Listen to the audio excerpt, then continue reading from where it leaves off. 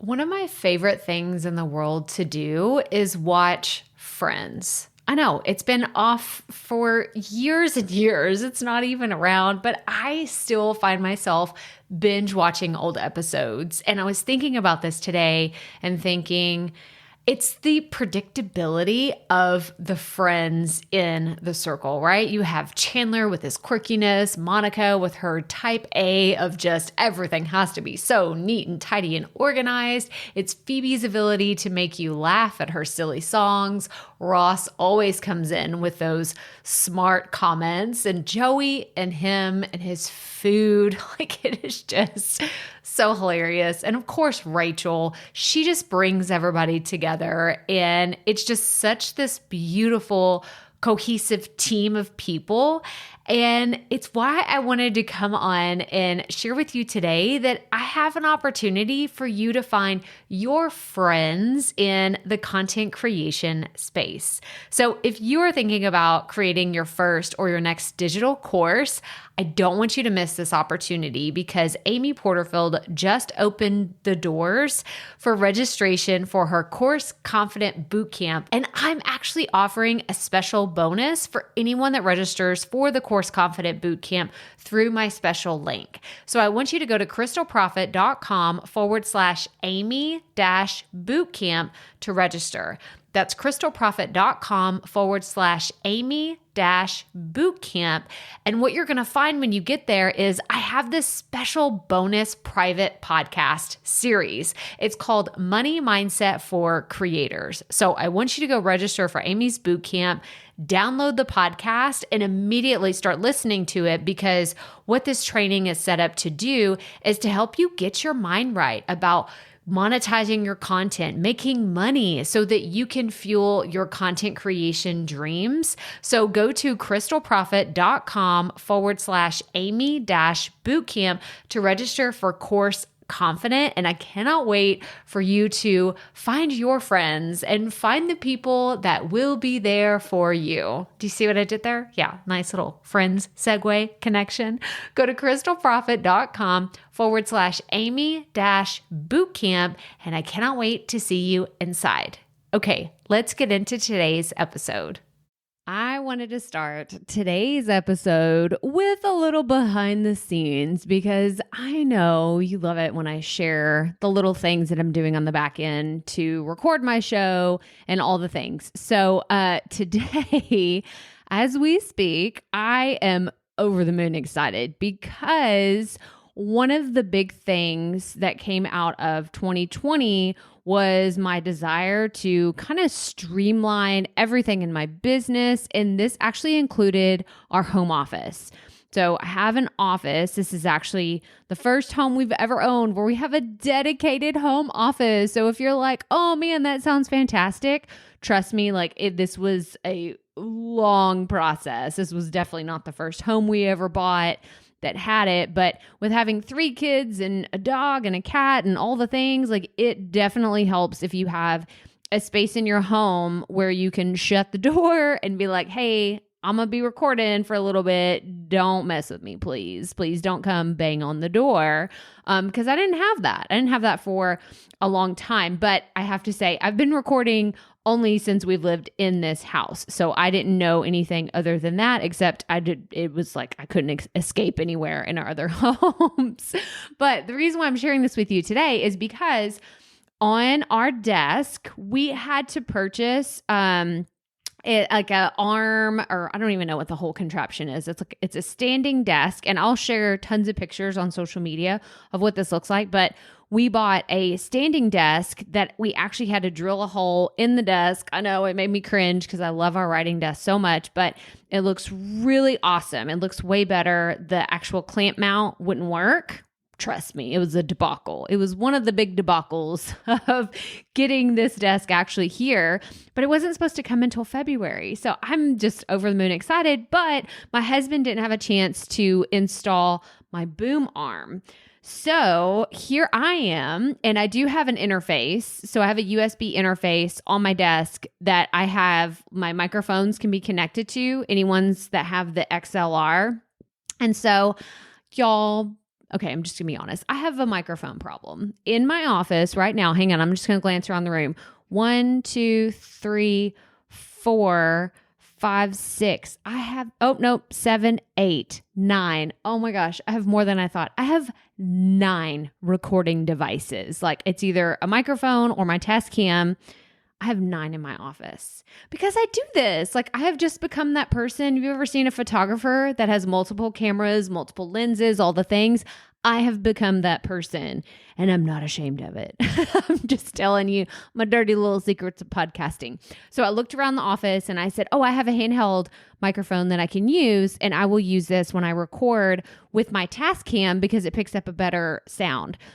And I have to be honest, I'm loving it because I'm literally standing here in my office at my standing desk and I'm holding a microphone. It's not situated in front of me. I don't have to worry about it going back and forth. I can actually stand here and pace and walk around my office while I talk to you, which is really cool. I have to admit, this is what I do. I don't know if when you talk on the phone to someone, if you're a pacer, but I typically will pace around the room. I will get on the phone with my mom and we usually talk for 30, 45 minutes and I will pace around my house and just kind of do stuff here and there whenever I'm talking to her. So having this freedom just feels very natural to me, but it's also kind of replicating what it feels like to be on a stage and I'm loving it. So even though we can't be in person at an actual event right now, I'm coming at you today with a message where I feel like I'm on stage talking to you and it feels really fun. So I know that was probably the longest intro we've ever had to an episode, but I wanted to share the behind the scenes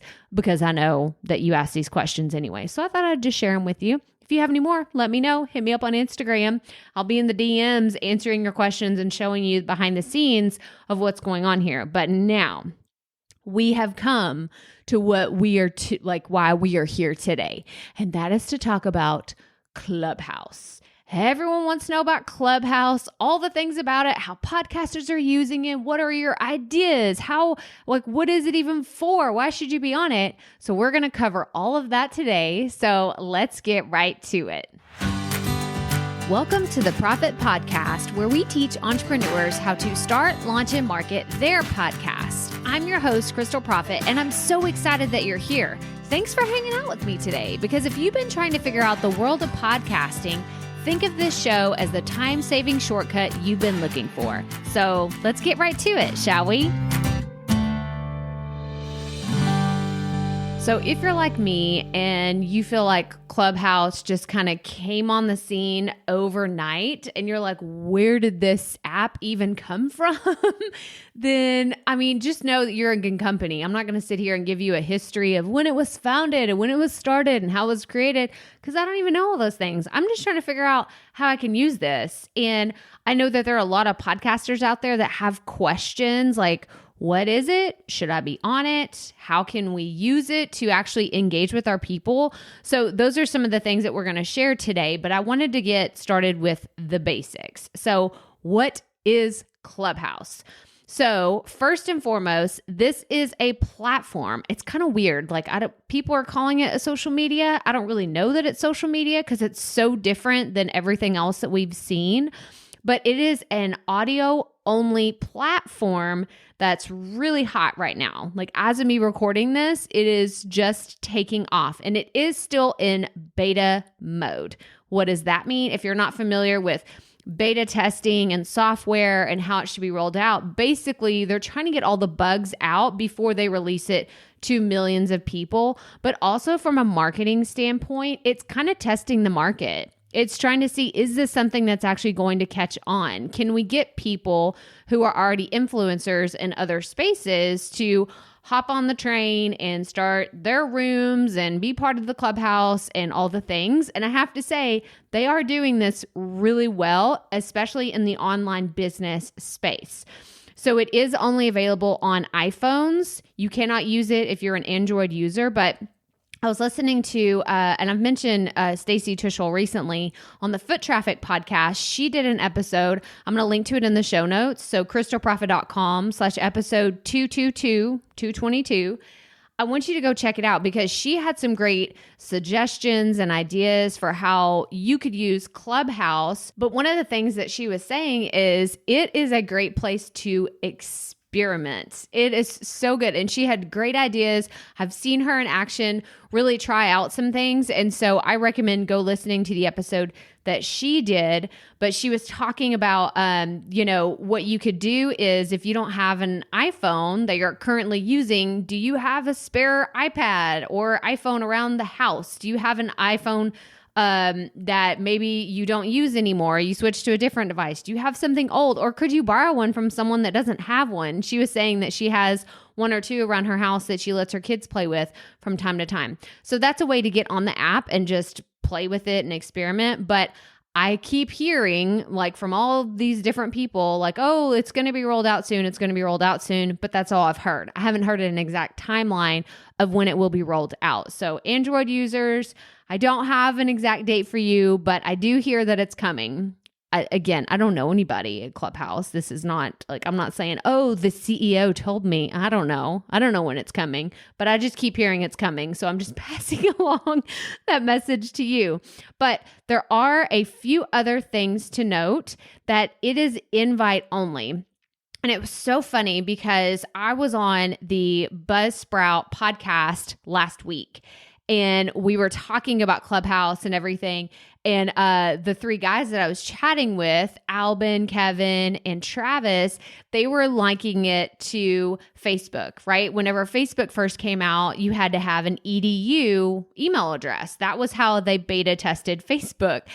And it's funny because I didn't think of Facebook as the first invite only. I thought of Pinterest. Okay. So for those of y'all that have been on Pinterest for a while, I remember it was like 2010, around that time. I was at a baby shower. I remember that. It was my cousin's baby shower. And one of my other cousins, her sister, came up to me and was like, oh, I got this great recipe on Pinterest. I was like, what? What is that? And she said, oh, you're not on Pinterest? Let me send you an invite. And I thought, okay, what does that even mean? I wasn't sure. But that is kind of the same concept here. You have to get an invitation to join. Now, I think it's funny because things are moving so quickly. I've only been on the app for a few weeks. I got on late December, and I think that what you can do now is go and reserve the username that you'd like to use and then wait until someone sends you an invitation to join.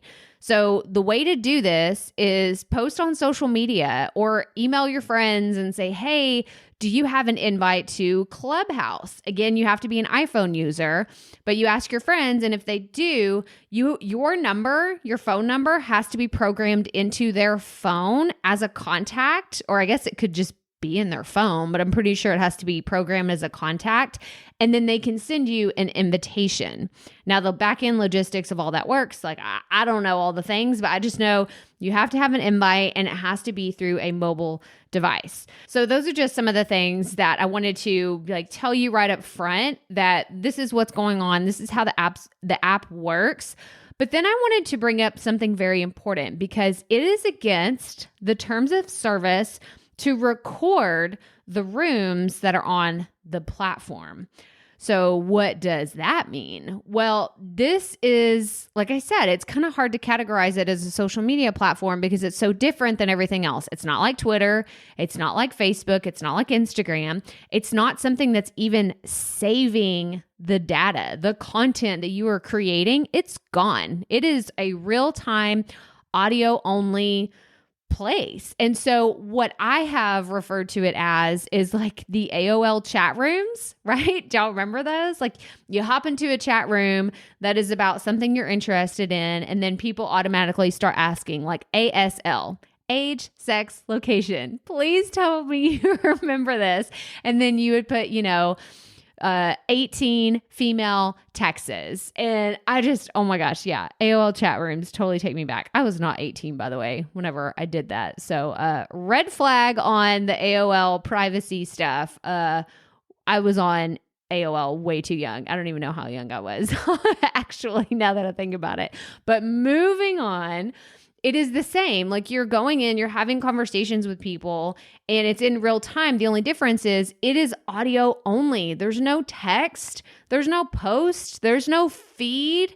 There are just rooms that you can search or you can hop in and out of and say, oh, that's the title. That sounds interesting. I'm going to go see what these people are doing. Are they my people? Okay, yeah, I might stay and hang out for a while. Or you're like, oh, I don't really care about this topic. I'm going to bounce. And then you leave, which I love this feature. There is a button at the bottom, like when you're on the screen, it says leave quietly. I love that you can hit that button. So then like you kind of like, it's like tiptoeing out of the room, like slowly backing up. And you're like, I don't really want to be a part of this conversation. So I'm going to go.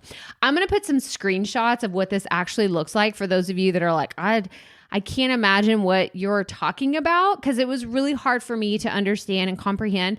So again, in the show notes, crystalprofit.com/episode 222, I'm going to put some screenshots in there for those of you that don't have access to this. That way, when you do, you can hit the ground running and you will know how the app works and all the things.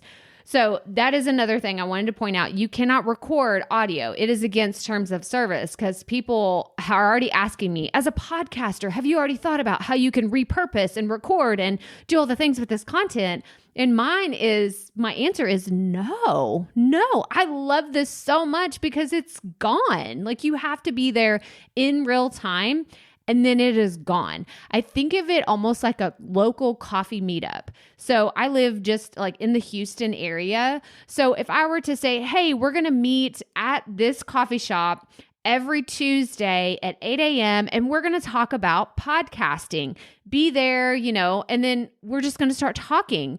Now, I don't know how you have done local meetups, but it's not like I bring out a tape recorder and start record. Okay, wait, don't introduce yourselves. Don't say anything. Hang on, let me press record.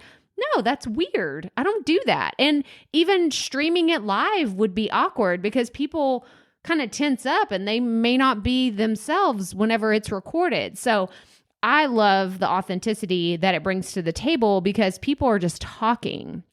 People are being themselves. They don't have this persona to hide behind. They're just simply talking. So I love it. I hope that never changes, but like I said, I don't know anybody over there. I don't know what their big plans are, but right now I'm loving the fact that it is not recorded. So let's talk about some of the definitions that are used on the platform. And then we're going to go into etiquette later. And then I also want to talk about the 3 ways to use it. So there are rooms and then there are clubs.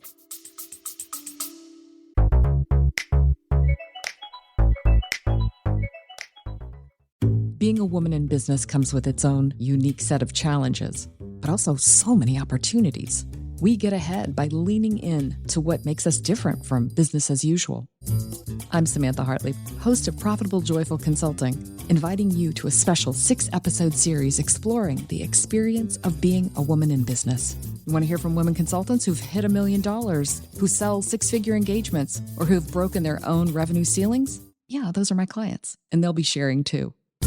Join me for 6 must-listen episodes that tackle key challenges for women consultants. Follow Profitable Joyful Consulting on your favorite podcast app. So whenever I think of a room, I think of that almost like something, like I said, like a local coffee meetup that is not recorded. It happens and then it goes away, right? So I have hosted a few rooms now. You can't go back and find those. They've already happened. They're in the past. It's kind of like a live event, and it's not recorded. It doesn't live anywhere. Those are rooms. They happen at a certain time, certain place, be there or be square. Like you're not there and you can't see it or listen to it afterwards. Then a club is what I referred kind of like a Facebook group. So it's you saying, oh, I have a similar interest in that thing. So I want to be part of that club. So when the moderator or the host of that club goes live, I'm notified.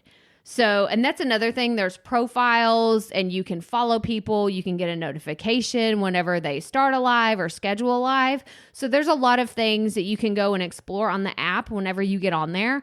But I think it's important to just note that there is a difference between a room, which is, like I said, the AOL chat room kind of persona, and then a club is more like a Facebook group. Before we get further into today's episode, I actually wanted to share something really special with you.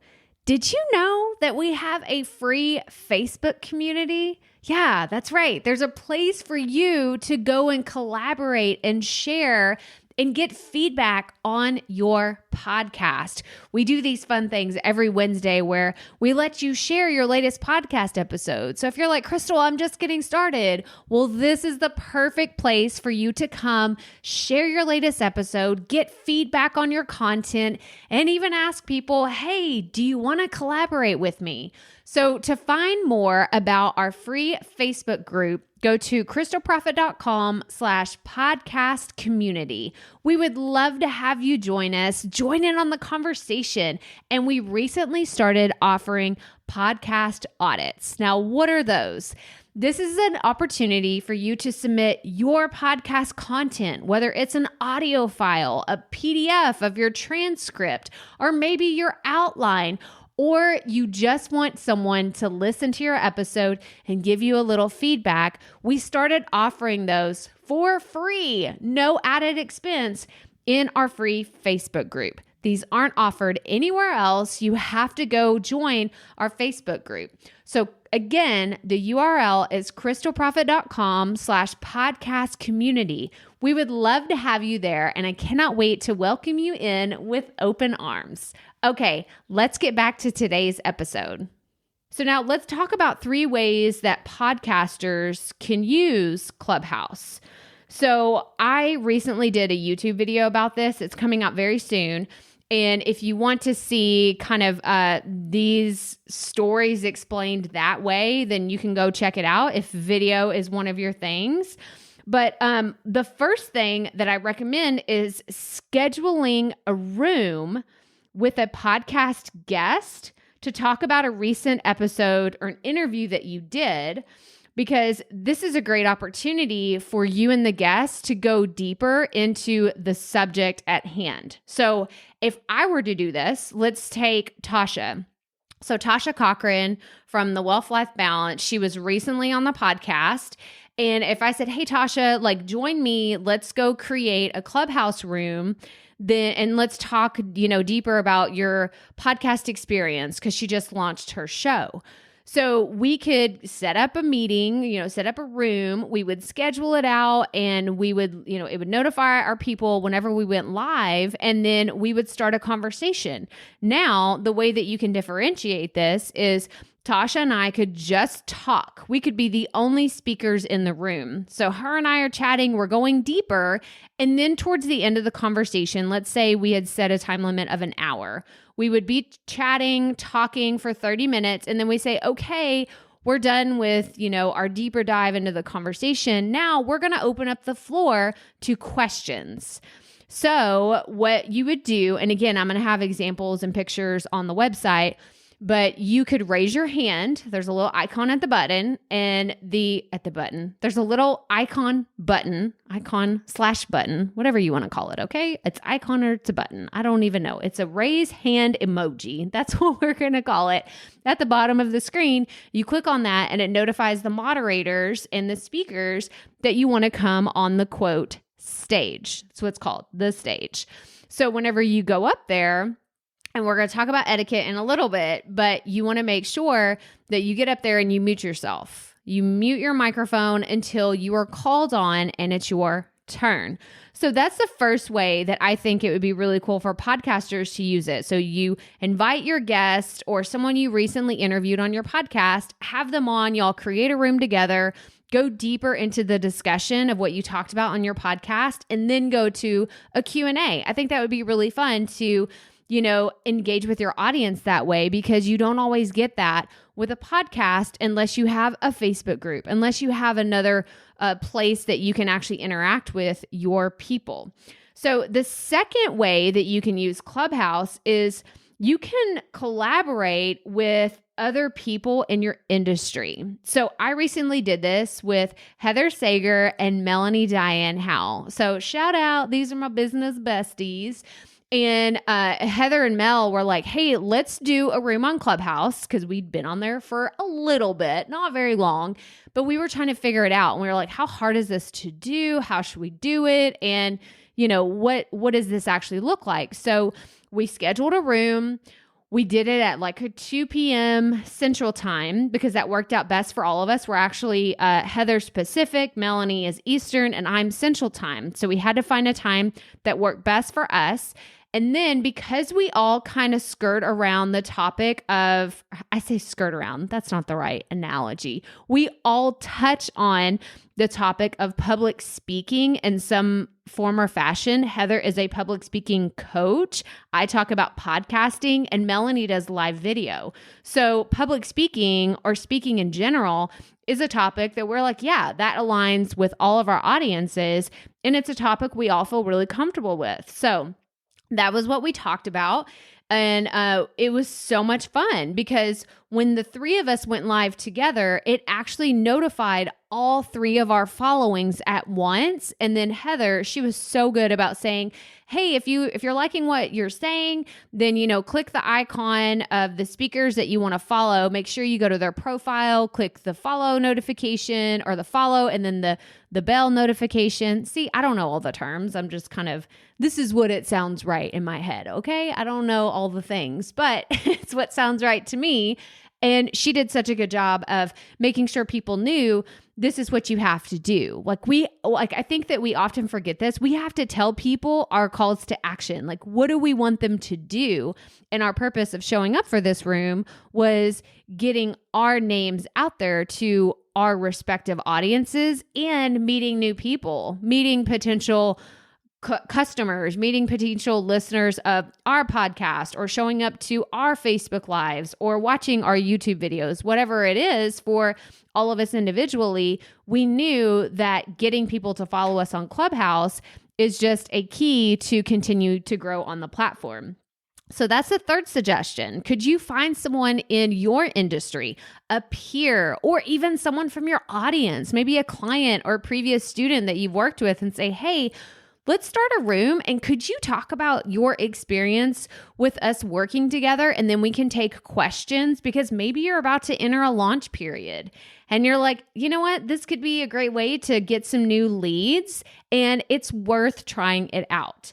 And then the third way, and this is probably the most fun that I have really enjoyed doing, is starting a room to just engage with your audience and ask them to come on stage. So I have found that there's so much power in the title that you name your rooms. You don't just want to call it something very generic where anyone that's scrolling by would be like, oh, I don't know what that room's about. I'm not going in there. I have named rooms Podcasting in 2021. Creating better podcast content in 2021. I'm actually doing one on Friday. So if you're listening to this in real time, I'd love for you to join us on Clubhouse on Friday at 2 p.m. Central. I'm actually bringing my friend Misty Phillip, who is part of Spark Media Ventures, and Ozil DeBastos, who founded Pod Houston here in the Houston area. So they're actually my local podcast peeps, and we're going to do a Clubhouse room to just hang out and talk about strategies for getting your podcast started and launched in 2021. So I'm really excited about it, but I like the idea. So that was like another collaboration example, but I like the idea of starting a room to just engage with your audience, even if it's just you by yourself. And I know this could be really nerve-wracking, especially if you're brand new to the app. So I actually recommend starting with collaborations first. You'll have a bigger reach that way. You will have more people notified and pinged like, hey, these people are starting a room. You should come and, you should join in the conversation. But I also think it's important for you as a podcaster to experiment with starting a room on your own with just your audience, just to see what happens. So the way that I would do this is I publish podcast episodes every Tuesday or Thursday. Oh, sorry, every Tuesday and Thursday. But if you publish a podcast episode every Tuesday, you could say, hey guys, on Wednesday at 12 p.m. Central, I'm going to do a Clubhouse room and have a discussion roundtable about our podcast topic this week. So you could literally title the room whatever your podcast topic was, and then go deeper on the subject, engage with your audience, and even find new listeners. So that's what's really cool about it is, in your Facebook group, whenever you create posts in there, you're just reaching the people that are in your group. But on Clubhouse, whenever you create these rooms, random people can just show up. Like maybe they type in the word podcast and my Clubhouse that's scheduled goes, it's up in their feed and they're like, oh, that sounds interesting. I want to go to that. And then they make a note of it. You can actually add it to your calendar and they show up live to hang out and chat with me because they've been wanting to start a podcast or this topic sounded interesting to them. So those are the 3 ways. So I'm going to say those again real fast. So 1 is schedule a room with a podcast guest and interact with the audience. You can go deeper in the subject that you already talked about. The second way is collaborating with a few industry peers to get y'all's following up. Like y'all can grow y'all's following together. I think this is a fantastic way to network with other people too, especially in a time where we can't all really gather in person just quite yet. And then the third way is just starting a room to talk about your podcast topic and field questions from your audience. This also gives you an opportunity to meet future or potential podcast listeners. Now, I told you that we would talk about etiquette, so I'm going to run through these really fast because they may or may not make sense depending on your experience with the app, but I did want to go ahead and tell these to you. So like I said, whenever you get on the app, if you're not already there, then you can hit the ground running. So etiquette number 1, when you're up on stage, mute yourself. And I mentioned this briefly earlier, but it's important to note again, you want to mute yourself. People don't want to hear your dogs and your kids and your aunt, like all the things going on. If you have a lot of noise in your house and then all of a sudden you're brought on stage, you can mute yourself and get somewhere where it's a little bit quieter real fast. Go shut yourself in a closet, go lock yourself in your office, wherever that is. But make sure it's a quiet environment where people can actually hear what you're contributing to the conversation. So that's the first tip. The second one is raise your hand to get on the stage. And then when you do, you get asked to come up there, keep your questions short and to the point. Now, here's where I'll tell you some of my experience. People like to talk on this app, right? That's why they're there. Some people are probably there to listen, but a lot of people that raise their hand, they really like to talk. And I have listened to people that will cut people off because they're just talking and talking and talking and being self-promotional and not actually getting to the question.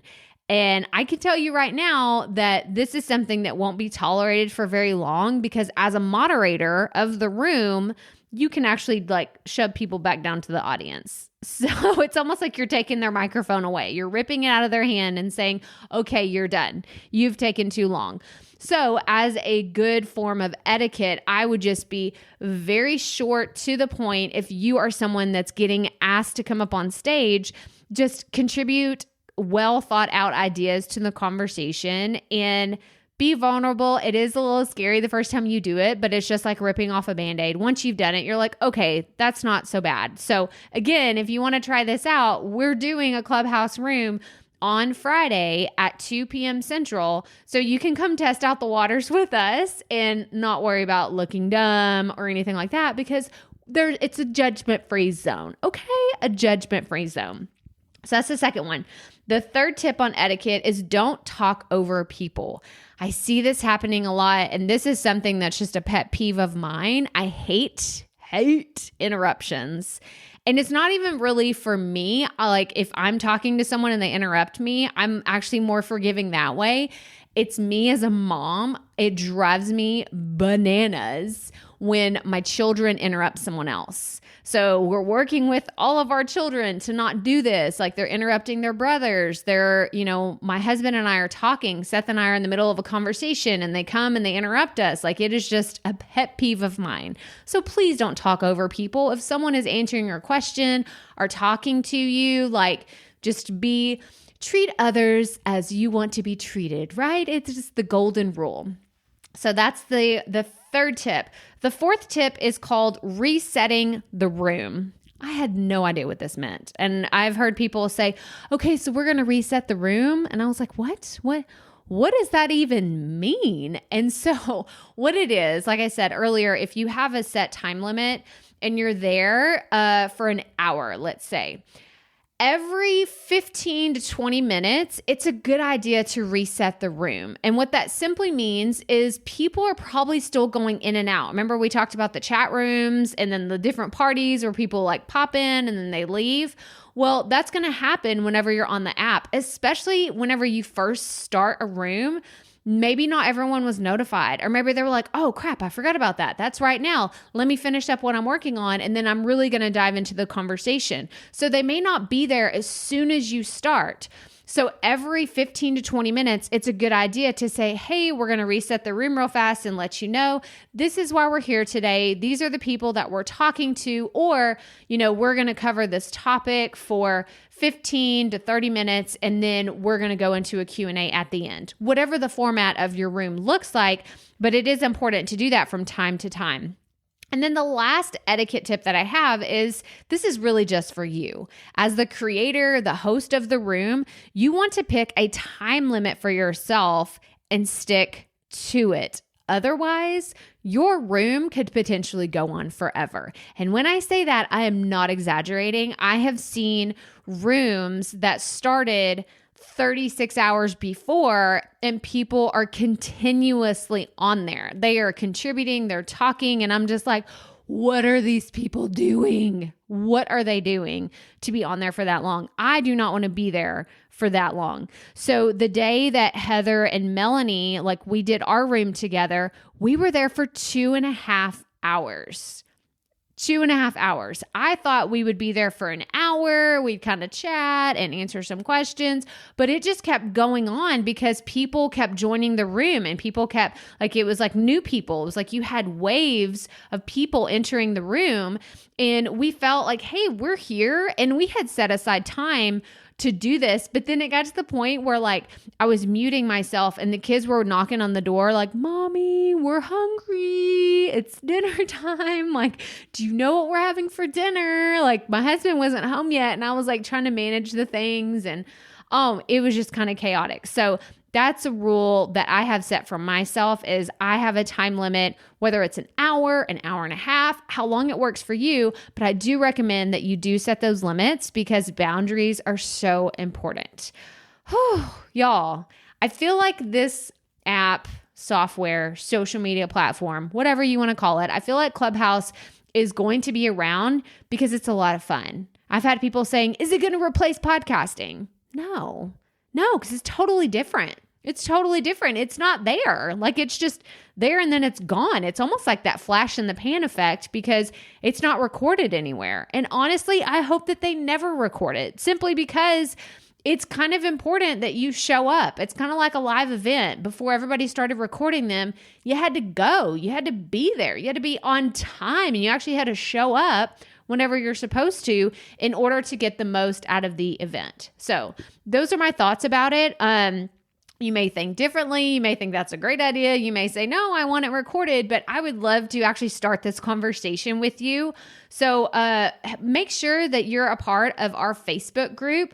There's going to be a link in the show notes. So again, crystalprofit.com/episode 222. Come join us in the Profit Podcast online community. There is a fantastic conversation constantly going on with new podcasters, seasoned podcasters, and people just trying to figure out their podcast. And I feel like we have created a safe community where you can share your ideas, you can share your logos, your content material, and say, hey, can I get a little feedback on this? And then of course, course, every Wednesday, we let you plug your podcast episodes. So if you are trying to grow your podcast audience, come join us just to share your podcast episodes and see if you can get some more listeners. But that's all I have for you today. So again, crystalprofit.com/episode 222. And if this is your first time tuning in, I would love for you to subscribe to the show and leave us a rating and a review. That helps us push this podcast out in front of more people. And if you haven't already, make sure you check out our brand new toolkit. This is the Potty People Toolkit. And it is so awesome. It has so many great things to get your podcast up and running and launched in 2021. So you'll find more about it in the show notes. Again, crystalprofit.com/episode 222. But that's all I have for you today. So remember, keep it up. We all have to start somewhere.